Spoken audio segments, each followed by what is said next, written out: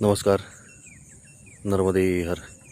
नर्मदा परिक्रमेमध्ये पायी चालताना आणि विशेषतः काठाने चालताना अनवाणी चालणं धोक्याचं काय हे तुम्हाला मी दाखवतो आहे. बघा, इथं अशा प्रकारच्या मोटर पाण्यामध्ये ठेवलेले असतात आणि त्याचे जाणारे हे पाईप, त्यातनं वाहणारं पाणी आणि त्यातनं गेलेल्या या वायर्स आहेत. समजा मीच्यावर पाय दिला आता तर मला विजेचा झटका लागू शकतो, कारण बरेचदा या वायरी तुटलेल्या असतात. म्हणून अशा ठिकाणी पादत्राण पायामध्ये असणं हे हिताचं ठरतं. मग याच्या काठी अशा किती मोटर्स असतात हे बघा, तुम्हाला दाखवतो. असा मोटरचा खच पडला आहे, खच.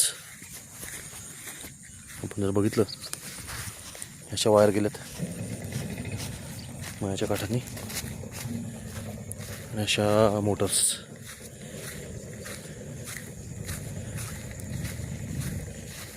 त्याला जोडलेल्या या वायर्स हो का, असं वायरिंगचं जाळ आहे. आता या सगळ्या मोटर बंद आहेत, पण आता वीज नाही आहे. वीज येऊन जेव्हा या मोटर चालवतात ना, तेव्हा यातनं प्रचंड पाणी, पिचकाऱ्या, फवारे उडत असतात. आणि मग या ठिकाणाहून चालताना पायाला झटका लागण्याची शक्यता असते, कारण चिखलामध्ये करंट प्रवाह उतरलेला असतो. बघा, अशा मोटरच्या जाळ्यातनं मी इथून गेलेलो आहे याच किनाऱ्यावरून. त्यामुळे मला खात्रीशीरपणे तुम्हाला मी सांगू शकतो की पायामध्ये पादत्राणं असतील तर काठाने चालणं सोयीचं होतं. बघा, आपण बघाल तिथपर्यंत तुम्हाला मोटरचं जाळं दिसेल. प्रत्येक शेतकऱ्याची एक मोटर आहे. रस्ता विचारताना कधी शेतकऱ्यांना किंवा गुराख्यांना रस्ता विचारू नका.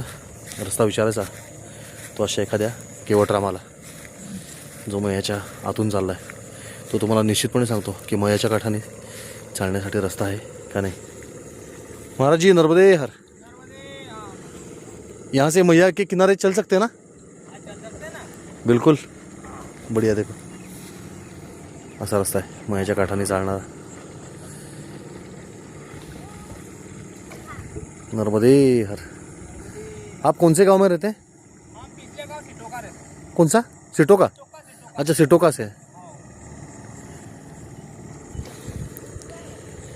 सिटोका खूप सुंदर मयाचा किनारा आहे बघा. काठाने चालायला खूप मजा येते. आता हीच वेळ आहे जेव्हा वन्य प्राणी बाहेर पडतात. त्यामुळे सूर्य मावळला की आपण बाहेर पडायचं. आणि मयाच्या काठी दिसणारी, हमखास दिसणारी ही बघा, ही टिटवी. या टिटव्या खूप त्रास देतात परिक्रमेत, हल्ला करतात आपल्यावरती त्यांची अंडी वाचवण्यासाठी. काही नाही, आपण चालत राहायचं. हिच्या आवाजाशिवाय परिक्रमा पूर्णच होऊ शकत नाही. नर्मदे हर.